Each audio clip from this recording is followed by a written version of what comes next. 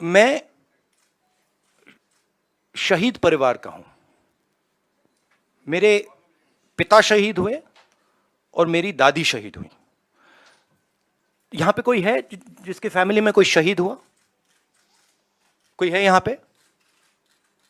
आप हैं? हाँ, आपके ब्रदर। तो आपको मालूम है कि कैसी चोट लगती है, क्या फीलिंग आती है। ठीक है, तो मैं समझता हूं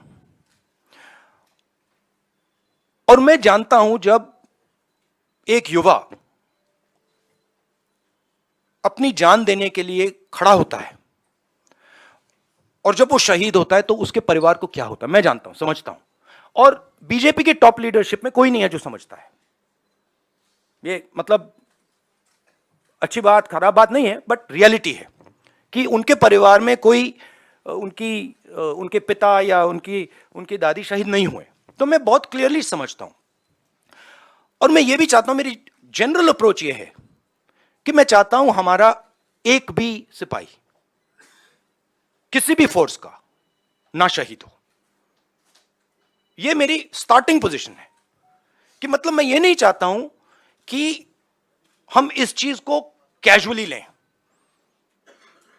कि हम सेना को राजनीतिक फायदे के लिए यूज कर रहे हैं और उसका नुकसान हमारे जवानों को, उनके परिवारों को हो। तो यह मेरे लिए बिल्कुल मतलब सैक्रोसेंट है, मैं ये नहीं करना चाहता हूं। ठीक है, मगर और जो मैं समझता हूं जो बॉर्डर पे हमारे जवान आज खड़े हैं, आप मेरी टी शर्ट की बात कर रहे हो, मगर मैं जानता हूं वहां आज खड़े हैं सियाचिन में, उधर हिमालय पे। मैं जानता हूं कि उनको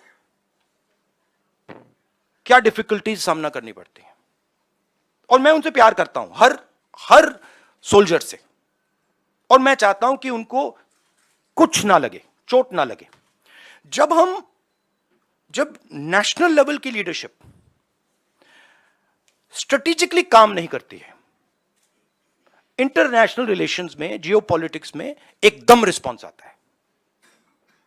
और हमारी सरकार ने जो चाइना का मामला है उसको कंप्लीटली मिसहैंडल कर दिया है।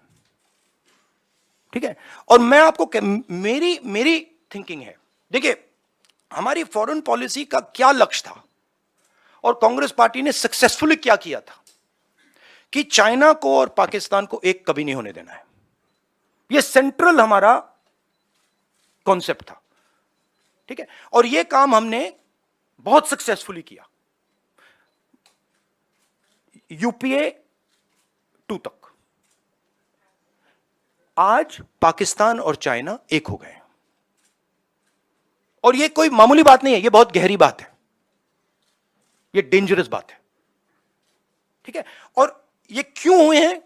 क्योंकि हमारी सरकार ने मिसहैंडल किया है, हमारी सरकार ने फॉरेन पॉलिसी को मिसहैंडल कर दिया है और जो ब्रॉड स्ट्रक्चर है फॉरेन पॉलिसी का उसको वो समझे नहीं।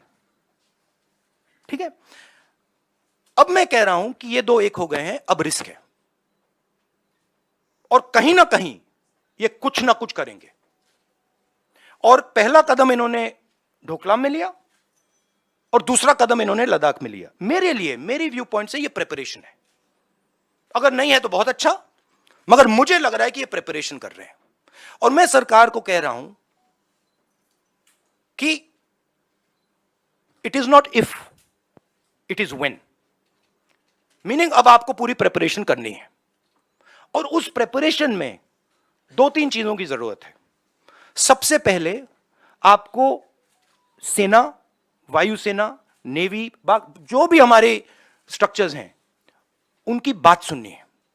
वो क्या कह रहे हैं उनकी बात सुननी है, उसकी रिस्पेक्ट करनी है। इसका मतलब जो आप पॉलिटिकल यूज कर रहे हो उसको आपको बंद करना पड़ेगा एकदम। ठीक है, दूसरी बात, जो हमें प्रिकॉशंस लेने हैं और वो मिलिट्री प्रिकॉशंस हैं मगर नॉन मिलिट्री प्रिकॉशंस हैं, वो आप शुरू कर दीजिए।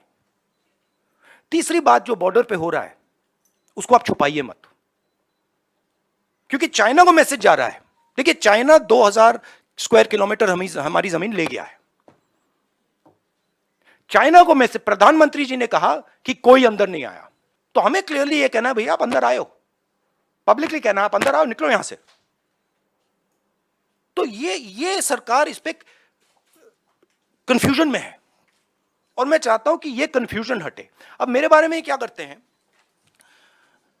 जब मैं सरकार की बात करता हूं एकदम कहते हैं मैं आर्मी की बात कर रहा हूं।